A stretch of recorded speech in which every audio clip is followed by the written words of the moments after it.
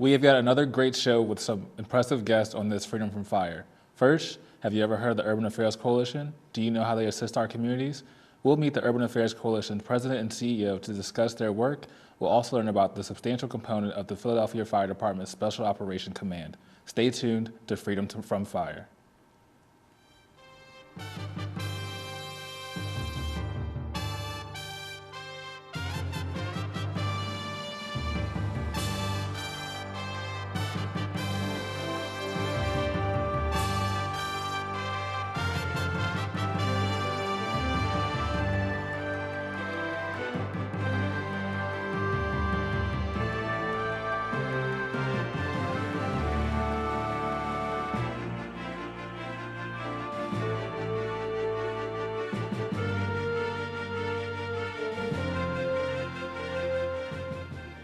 Hello, welcome to another episode of Freedom from Fire. I'm your host, Assistant Deputy Commissioner Javon Davis. Here at Freedom from Fire, we aim to improve your quality of living by giving you fire and life safety information.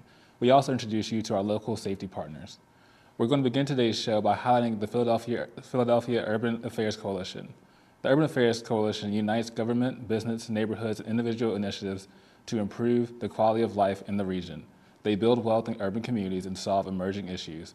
The UAC empowers organizations like the Philadelphia Anti-Drug, Anti-Violence Network to implement programs and advocate for positive change within our communities. To support their mission, they have identified priorities to address the needs of families and communities. These areas include strengthening nonprofit organizations, building wealth, developing youth, as well as young adults, and creating strategic partnerships. Now let's speak directly to the President and CEO of the Urban Affairs Coalition, Ms. Charmaine Matlock Turner. She's here to tell us who they are, what they do, and how the impact they have on our communities. Thank you so much for joining us. Hi, Javon. Good. Thank you so much for having me. Of course. Well, first we want to start off, but can you tell us a little bit about the history of the UAC? Yes, the Urban Affairs Coalition, we're excited. We're going to be celebrating our 50th anniversary this year, and though we were born out of tragedy, really we organized the first idea of the coalition right after the assassination of Dr. Martin Luther King in 1968, and we came to the conclusion that we could get more done together than we could separately. And so we really committed ourselves to bringing together community, government, business, individuals, neighborhoods, to say, we know there are a lot of things that we disagree about, but let's try to see if we can find some of the places where we agree so we can work on some things together. That's great. Can you tell us more who make up the coalition? Yes, the coalition today is over 70 programs and organizations. You talked about one of our most famous, which is the Philadelphia Anti-Drug, Anti-Violence Network, which is a wonderful, wonderful organization. But I don't know if you've heard of a group called One Day at a Time. They're one of our program partners, and I could go on. There are groups that are small and groups that are large, but they all have one thing in common. They really want to put their time, talent, and treasure into solving problems in communities. Great. Can you tell us some specific examples of what some of the work that you all have done? Yes, we've done some really great work. One of the areas that we're really excited about is the work that we do for youth. We are the largest employer of teens for the summer. We work with the Philadelphia Youth Network to make sure that, number one, we are great advocates for teens to have summer jobs. We know how important that is for them to have those opportunities to learn and to be safe, but as importantly, they get a chance to make really great connections and think about what their futures and their careers will be about. So every summer, we're looking for employers who will work with our 1,300 teens. And every winter, we are knocking on doors, the governor's office, the mayor's office, really encouraging them to find more money so that every teen who wants a summer job can have one. That's great. Can you share some particular stories of teens you have helped or things you have seen that really stand out with your organization? Yes, there are really great things that stand out in the organization. I just got a letter, as a matter of fact, from one of the mothers of one of our teens who worked in our summer program, who's now in the Peace Corps working in Costa Rica. We have young people who have come through the program that are now working and employers themselves. So a young man named Kareem Thomas, who started and got his first summer job in banking, has now gone on to do wonderful things and is now a vice president at the American Reading Company. So we have terrific stories of young people who've had an opportunity to try something and help to ultimately build their careers. But there are programs and stories from those through our homeless programs, those that we've reached out and supported through our HIV and AIDS work, and the work we've done around community and economic development, really building wealth and community. We have great stories there too. That's amazing. I know some youth in Philadelphia may face some barriers. Do you guys have any support programs that you like to highlight that help these students or these young people get involved in these great programs like you have? Yes, we do. We actually have people who do all kind of outreach in the community. We have people who are working with youngsters, really helping them to read. We've got a brand new program and project of two fathers who happen to be former Temple University football players who have decided that they really wanted to get men involved and engaged in reading to children in their communities. And so they're doing that work. We're a part of an effort called Read by Fourth, which is helping Philadelphia put their arms around our young people to make sure that they're on reading level. And right now, we're trying to find reading captains all over the city. We've got a big announcement on March 5th. So if you want to be a reading captain, if you want to help a young person get a job, give me a call. We've got tons of great things that you can do to make the city a better place. That's great. The reading level is so important, and we know for a lot of other metrics that really is the key to getting people moving along in life. It is. It absolutely is. I mean, unfortunately, people look at reading levels to determine how they think young people are going to be successful in high school, and to be labeled that young in your career is never good, but it also means that we have to provide extra support. So if we can get it done early, we want to get it done early, which is also why we partnered with the city's pre-K program as well, because we wanted neighborhood-based providers to be a part of the effort to, again, improve education and for us to get to the youngest so that hopefully by the time we're looking for a young person to get a summer job, they are dynamite. Great. Can you tell us more about your fiscal sponsorships? Yes, UAC is a fiscal sponsor, and a lot of people don't know what that is, but we call it a home for nonprofits. And that means that we work with all kinds of organizations, large and small, to say, why don't we put all of our back office together? So I could list you all the 80 services that we provide, from risk management, making sure that people's finances are done well, the contracting process works, all the business that makes a nonprofit work. But because we are able to do it for everybody in a joint effort, we help to save people money, we help to save them time, and it really gives them the ability to really focus on their mission. So they fell in love with nonprofits in the first place because they wanted to drive change. We want to make it a little bit easier for them to do that. That's amazing. So you said earlier you have about 1,300 youth in your programs in the summer? Yes. How do you reach out to them? Is it social media? Are you going to schools? How do you find youth for your programs? We're a part of the Philadelphia Youth Network, so the information goes out through schools. We have young people that we hopefully work with every year, so we reach out to them as well. And usually young people are looking for a summer job or looking for that opportunity. And so we do a lot of messaging to get it out there. So if the fire department wants to help us, we would love that. Great, always. Can you talk about some of the opportunities for summer? Like what kind of jobs are they looking at getting in the summer?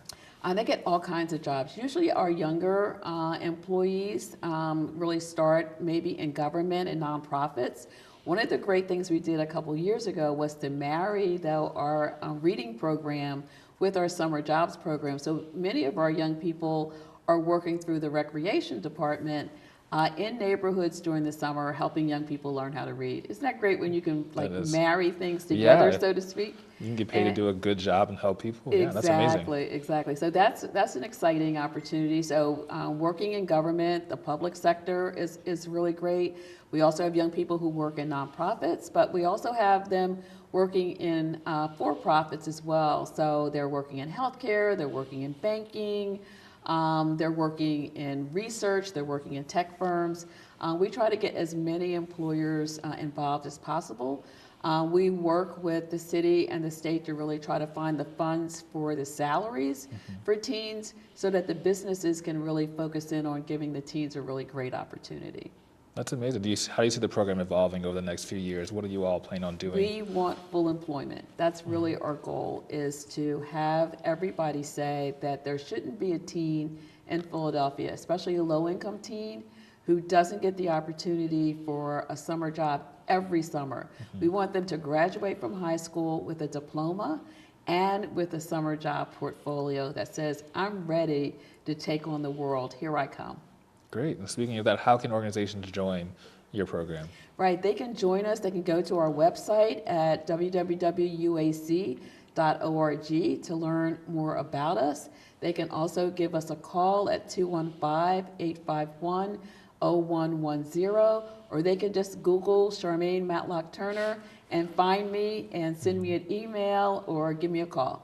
Great. How many students are you looking for this summer? I know you usually do This 1,300. summer we're looking for 1,300. The portal, as they say, is open. Okay. So we're excited about that. So they should go to our website and look for information on summer jobs and go ahead and get signed up. We encourage them to choose UAC as their provider because we're the best. Great. No, really, seriously, we love all the providers that are part of the program. But we do hope that if people want to work with us, you choose us as your provider for the summer. Great, amazing. So before we finish up, what age group are you working with so they know who? Yes, 14 to 19 or 20. Again, it's high school age. I know some young people start high school a little bit later. So as long as you're in high school, you're eligible for the program. Great. Well, thank you so much for coming on and talking to us about this amazing program. You know, you are doing a lot of great work in the community, and I know having a job for a teen is a great experience to move on and have on a resume. So thank you. Thank you very much, and I hope you have a really, really great show, and good luck to you. Thank you. We're going to take a quick break, but when we come back, one component of the Special Operations Command is Hazmat, Hazardous Material Response. We'll discuss the specific demands of Hazmat and how it operates.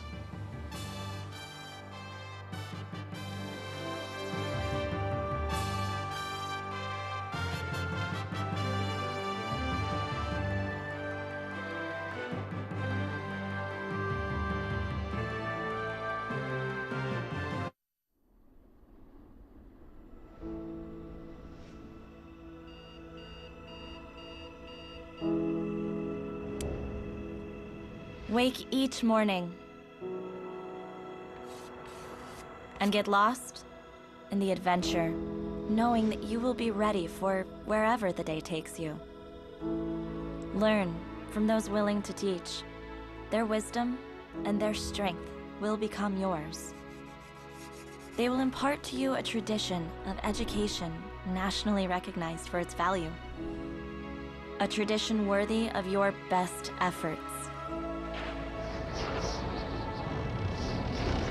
As young men and women of LaSalle, we will invest in you the guidance to blaze your own path. To go forth into the unknown with new certainty. To realize your full potential as professionals, as leaders, as citizens.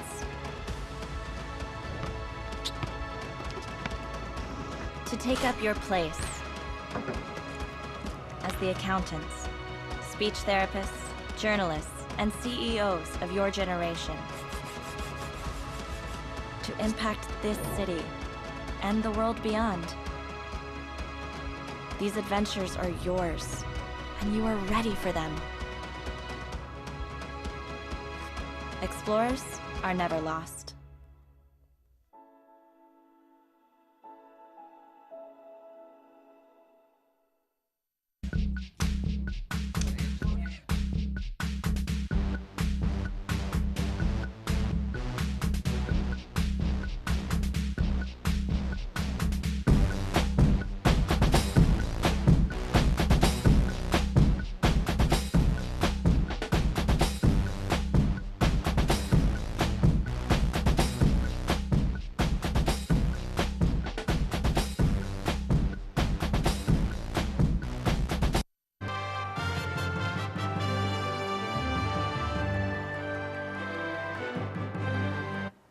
Welcome back to Freedom from Fire. I'm your host, Assistant Deputy Commissioner Javon Davis.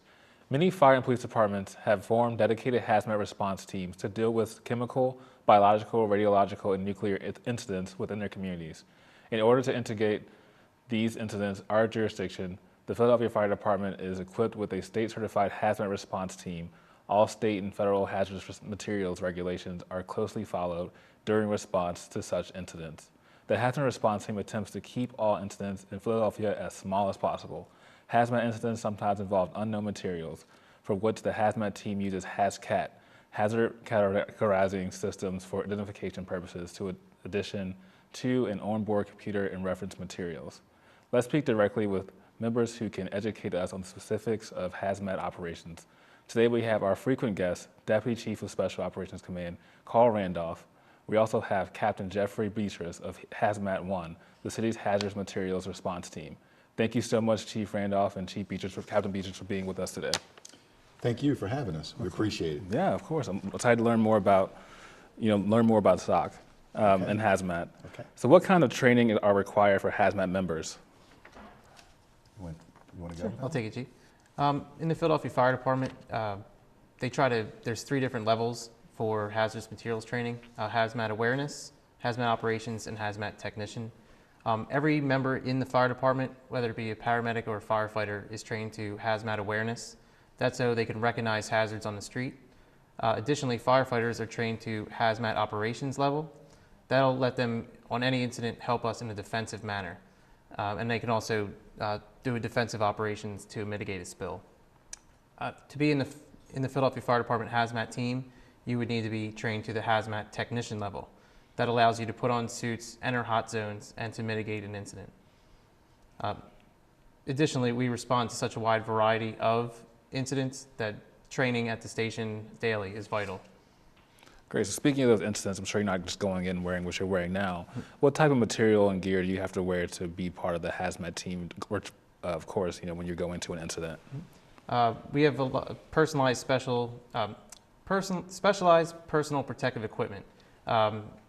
Most notably would be our level A suits. That's the ones you see on TV most of the time where they look like space invaders. So you come in, that's actually a suit that protects our members from the environment around them. They can go into some pretty nasty environments with corrosive materials, and that helps keep them safe. They're very uncomfortable, and that requires a lot of additional training to be able to function well in those suits. Correct. They're pretty cumbersome, and you also you can only operate in that suit for about 20 minutes.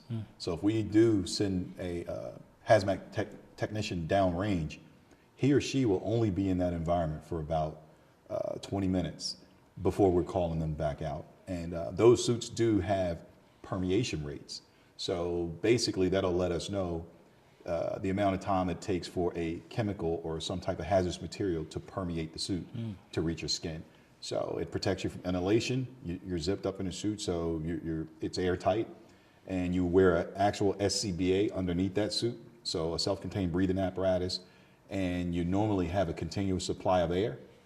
And it actually keeps I already mentioned that it keeps the hazardous materials off your skin. So you got an inhalation and you won't get anything on you. Great. Where is the hazmat unit located, and how many people make up the hazmat unit? We're located at 2301 South 24th Street. It's in South Philadelphia, right off of Passyunk Avenue. Our quotas call for 44 members. On any given day, when we're not responding to hazmats, we run just as any other fire company in the city. We make up engine 60 and ladder 19. So you'll have 2 officers and 7 members on any given day, not including the medic unit, who also is at our station. Yeah, and in our city, also, we have Battalion 1 and his aide. Battalion 1 is the hazmat battalion. So himself and his aide are counted in the numbers of a hazmat response team. On duty, we also have squad companies, Squad 47 and Squad 72, and they run an officer in 5. So we have an additional 12 members. If we had a hazmat in one of their areas of response, they would also go and assist the hazmat task force. Great. So to be part of the hazmat unit, what are the kind of the competencies you need to be a part of that group? As I mentioned, we have to be trained up to hazmat technician level. But the training doesn't stop there. It really begins, we go through an introductory period when we try to bring on new members to the task force. About 4 weeks or 4 tours or so where they try to train them up, because there's such a large amount of equipment that we have that they need to familiarize themselves with what we have and how we do it. Additionally, we try to get specialized training for each member. Some examples would be the ammonia class offered by Tanner Industries. We also have the Hazmat that you mentioned. That requires a special class to kind of get familiar with it, because it's essentially a large chemistry set that we use. And additionally would be, what other ones, Chief? What did we do recently? This FBI sampling class offered by LSU is something that we try to get every member involved with.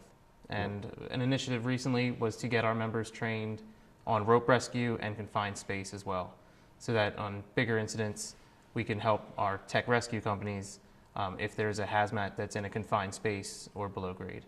Right, they could be a part of that. Absolutely. Great. So often when you respond to something, you don't know exactly what you're responding to. You're just showing up because you know there could be a threat. How do you all identify what is on scene once you get there? What resources do you all use for that? Sure. It's when we first pull up, hopefully we'll have a good insight from the companies that were on location.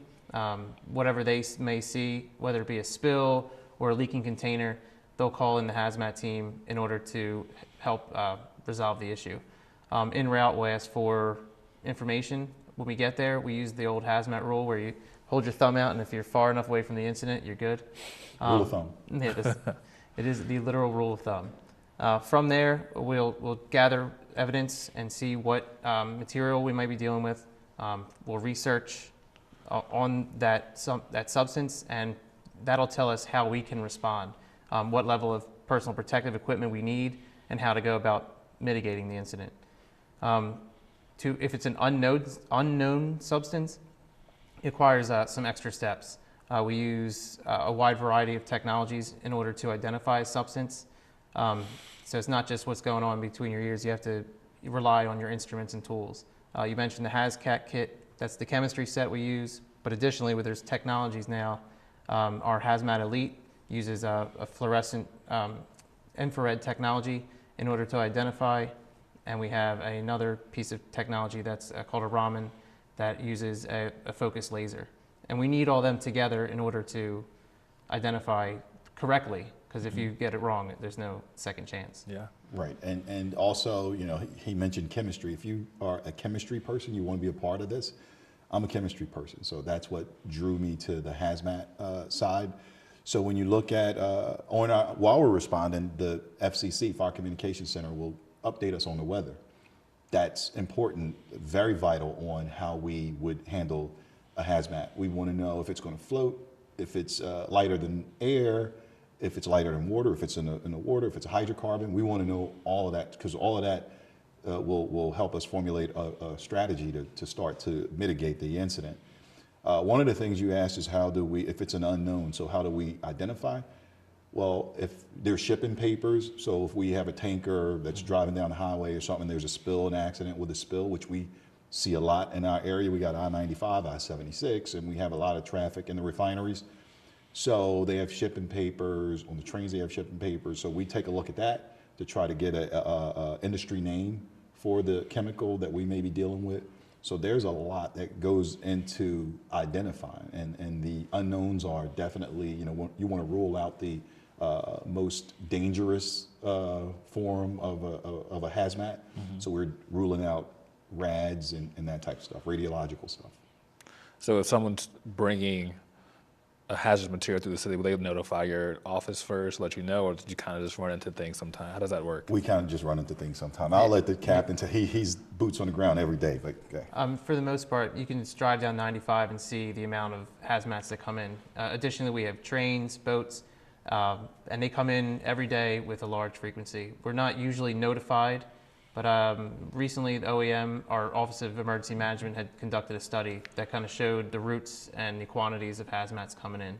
So we try to prepare for the big players, mostly gasoline, diesel, crude oil, ammonia, chlorine, and the like. Great. So quickly to finish up, can you each give me a story of a hazardous material incident you guys have been part of? Did start you? All right, I'll go. At Drexel University, some years ago, I was a captain of Squad 47, and we had a benzene spill. So it was pretty interesting. One of the scientists were actually making benzene, and this person went to label it and took it out of the containment area, went to label it. It spilled on the floor, and we had an incident. So we had a hazmat incident there. I guess the one I remember the most was when I was still a lieutenant at HMAU. That's the Hazardous Materials Administrative Unit, their support role for the hazmat team. And on that incident, it stood out because it was a chemical none of us had ever heard before. It was phthalic anhydride, which I still barely pronounce, which is a molten acid. And when it needs to stay extremely hot in order to stay as a liquid. So when it started leaking from its container, it turned into a snow-like material.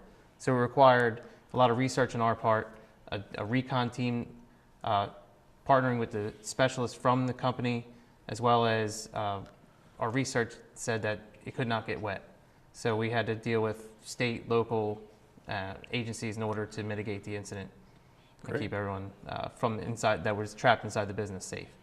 Perfect. Thank you both for coming in and talking to us more about hazmat and, of course, learning more about SOC as we dive into our series here. Before we close, I want to remind you that March is National Women's Month. In recognition, please join us for our annual Women's Day conference on Saturday, March 16th, 2019 at Taller Puerto Riqueño, 2600 North 5th Street. The conference kicks off at 8:30 a.m. with special guests from around the city. We're celebrating the social, economic, cultural, and political achievements of women. Our goal is empowerment, reflection, advocacy, action, and unity. The event is free, and you can register for it on eventbrite.com. And if you're still interested in learning more about the Philadelphia Fire Department, visit our Facebook, Twitter, and web pages. I'd like to once again thank you for our guests for joining us today. I would also like to thank you for tuning in and watching. So until next time, remember, fire is everyone's fight. Stay safe and remain free from fire.